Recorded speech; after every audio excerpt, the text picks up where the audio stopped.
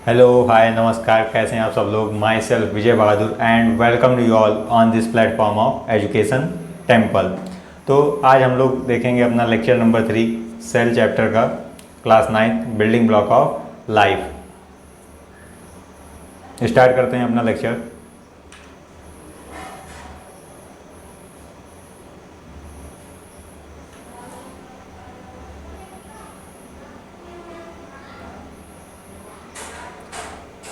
हम लोग last lecture में पढ़े थे ट्रांसपोर्ट होता है अक्रॉस मेम्ब्रेन के द्वारा। तो देखते हैं ट्रांसपोर्ट किस तरीके से होता है। दो तरीके का ट्रांसपोर्ट था, एक था पहले आपका एक्टिव ट्रांसपोर्ट, दूसरा था पैसिव ट्रांसपोर्ट। तो एक्टिव ट्रांसपोर्ट और पैसिव ट्रांसपोर्ट में डिफरेंस क्या होते हैं, क्या सिमिलरिटीज़ हैं, उसको देखेंगे।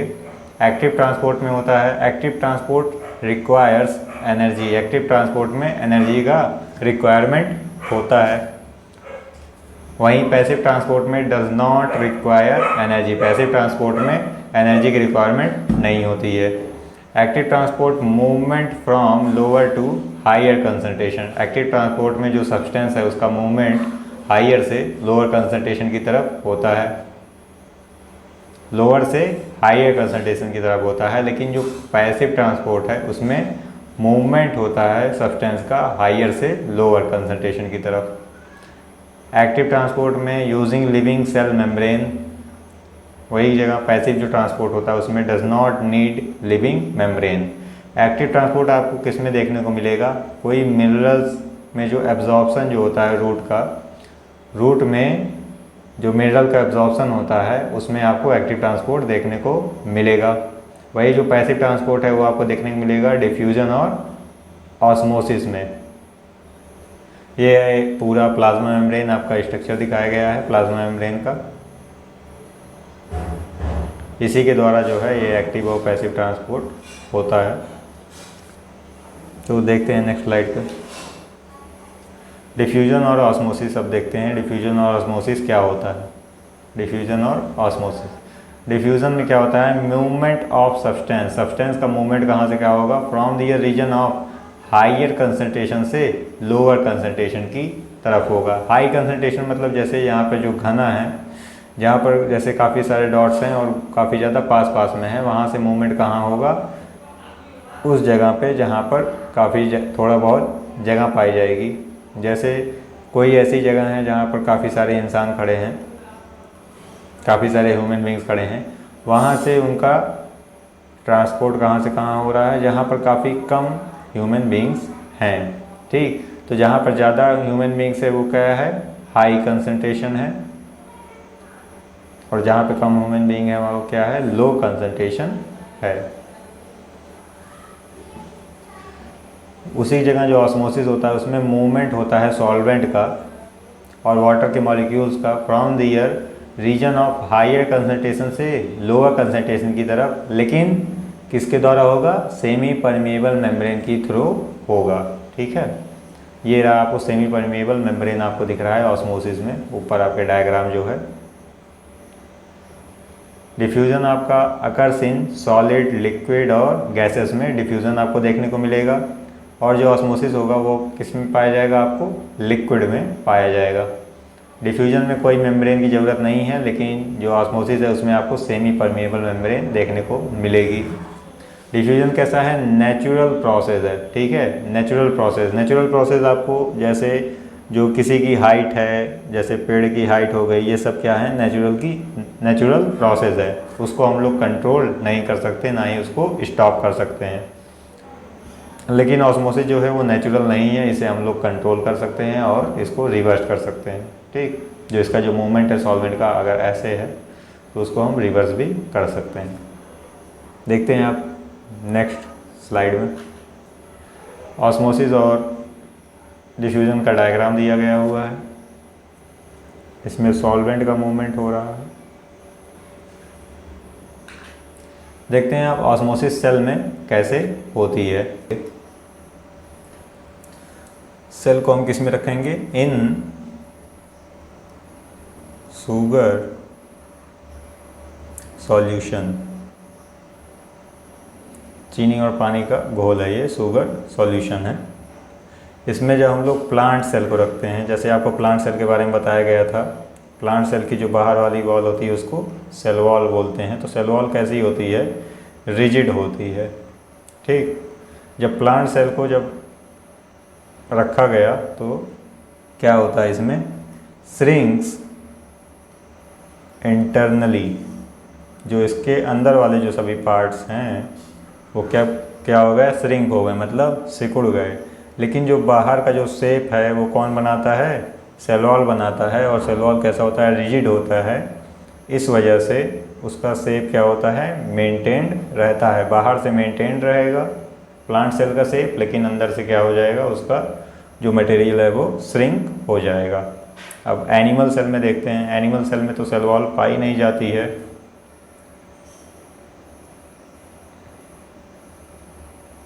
एनिमल सेल में सेल वॉल नहीं पाई जाती है, तो इस वजह से क्या हो जाएगा? पूरी तरीके से श्रिंक हो जाएगा एनिमल सेल। एनिमल सेल में क्या होगा? श्रिंक्स कंप्लीटली, पूरी तरीके से क्या हो जाएगा? श्रिंक हो जाएगा। अब देखते हैं इसमें आइसोटोनिक, हाइपोटोनिक और हाइपरटोनिक सॉल्यूशन के बारे में बताया गया है। आइसोटोनिक ऐसा सॉल्यूशन है जैसे सेल के अंदर का जो कंसंट्रेशन है वैसे ही सेल के बाहर का कंसंट्रेशन है। तो इससे क्या हो जाएगा? जो सेल के अंदर जो पानी जा रहा है और सेल के बाहर जो पानी निकल रहा है वो क्या है? बराबर है। इस वजह से ना सेल सिकुड़ेगी और ना ही सेल फूलेगी। तो इस वजह से ये कैसी रहेंगी? नॉर्मल रहेंगी। ठीक है। अब वही देखेंगे हाइपोटोनिक में, तो सेल के ऑस्मोसिस में मूवमेंट कैसे होता है? ऑस्मोसिस में मूवमेंट होता है from the region of higher concentration से लोअर कंसंट्रेशन की तरफ होता है मूवमेंट। ठीक है। तो सेल के अंदर का कंसंट्रेशन कम, सेल के बाहर का कंसंट्रेशन ज़्यादा, तो जो पानी का मूवमेंट होगा वो यहाँ पर ज़्यादा है, यहाँ पर कम है, तो ये ज़्यादा से कहाँ जाएगा? कम की तरफ जाएगा। तो जिससे सेल क्या हो जाएगी? स्वेल हो जाएगी, मतलब फूल जाएगी। जब पानी सेल के अंदर भरता जाएगा तो क्या हो जाएगी? सेल फूल जाएगी। ठीक। अब वही देखेंगे हाइपरटोनिक में। हाइपरटोनिक में सेल के अंदर का कंसंट्रेशन क्या हो जाएगा? ज़्यादा हो जाएगा, लेकिन सेल के अंदर का कंसंट्रेशन क्या है? कम है। सेल के अंदर का कंसंट्रेशन कम है, जिससे क्या होगा? जो सेल के अंदर का जो वाटर कंसंट्रेशन है वो कहाँ चला जाएगा? सेल के बाहर चला जाएगा। ठीक है। अब देखते हैं अगले स्लाइड पे।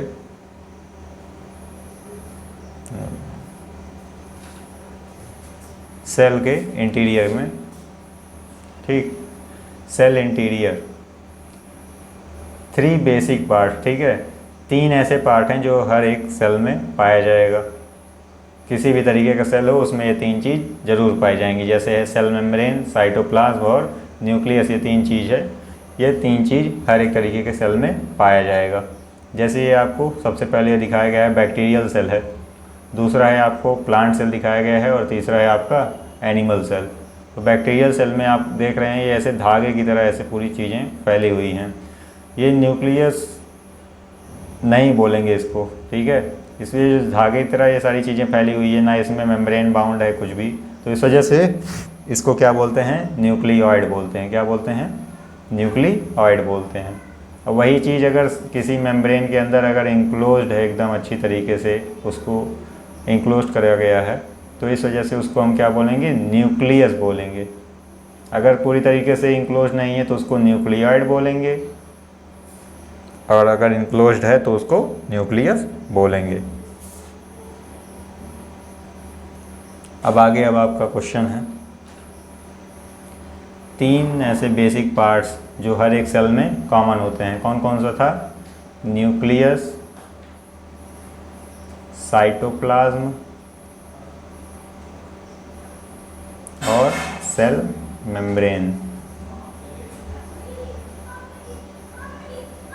तो पहला आंसर आपका करेक्ट होगा, न्यूक्लियस, साइटोप्लाज्म और सेल मेम्ब्रेन। अब देखते हैं comparison, bacterial cell, plant cell और एनिमल सेल में क्या डिफरेंस है।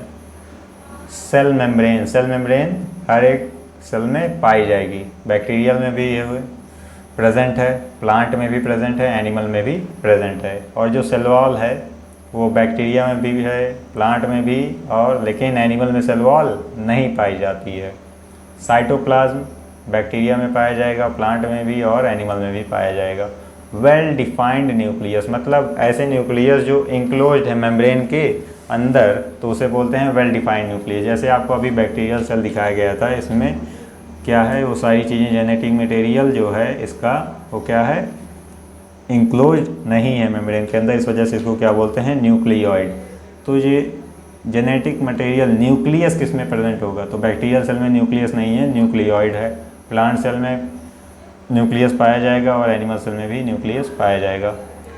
जो न्यूक्लियोइड है, न्यूक्लियोइड किस में पाया जाएगा, बैक्टीरियल सेल में पाया जाएगा, प्लांट में नहीं होगा, ना ही एनिमल में होगा।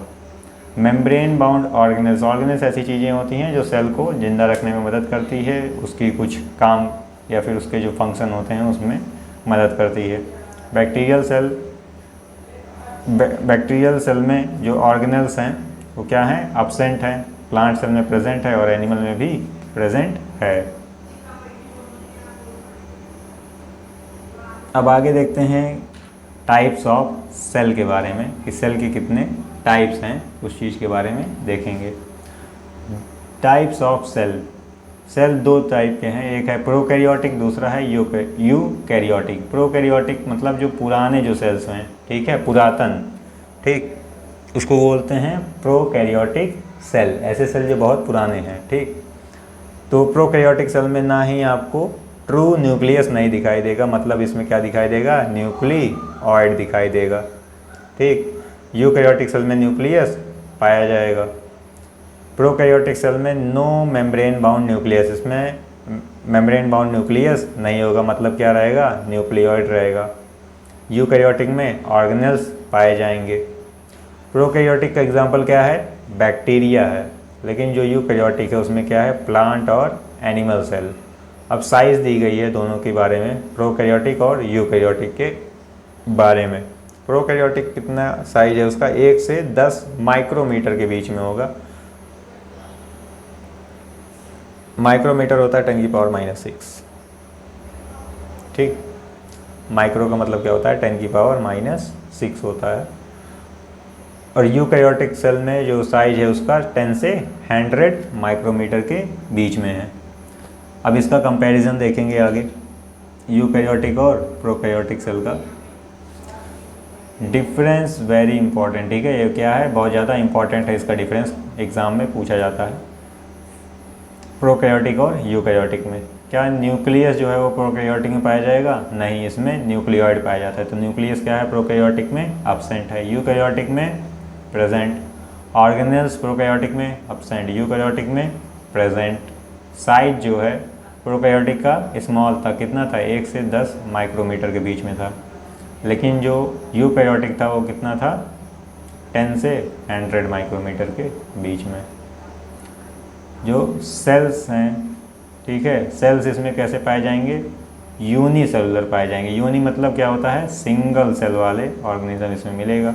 और जो यूकैरियोटिक हैं उसमें यूनिसेलुलर, मल्टीसेलुलर। मल्टी मतलब काफ़ी सारे सेल्स वाले भी ऑर्गेनिज्म आपको दिखाई देंगे, सिंगल सेल वाले भी रहेंगे और मैनी सेल्स भी रहेंगे, उसमें मल्टी सेलुलर भी रहेंगे। अब कुछ एक्स्ट्रा पॉइंट है, एक्स्ट्रा पॉइंट्स, ठीक है। वायरसेस जो होते हैं नॉन सेलुलर होते हैं, इसमें नो सेलुलर मतलब ट्रू सेल्स नहीं होते हैं इनके पास। जो साइटोस्केलेटन होता है, साइटोस्केलेटन क्या काम करता है, शेप और सपोर्ट में मदद करता है सेल की।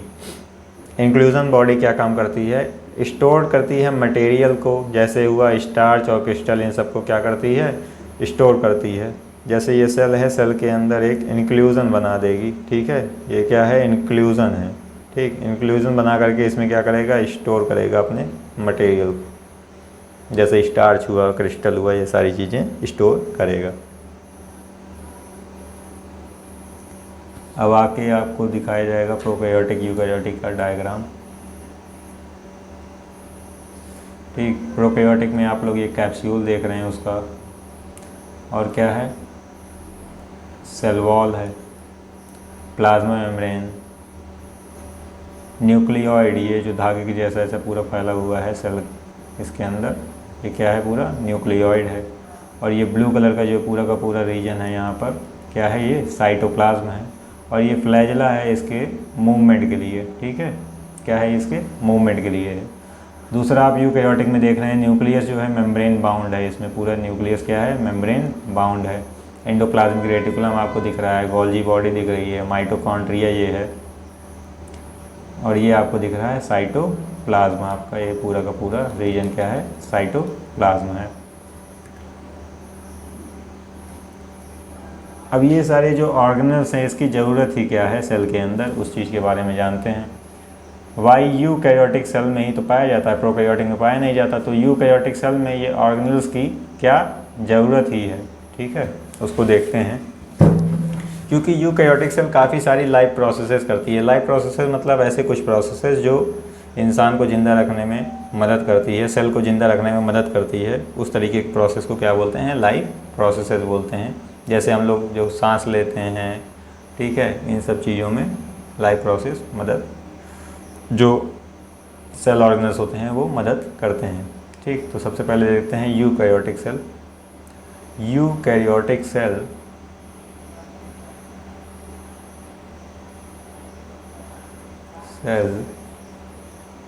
do many life processes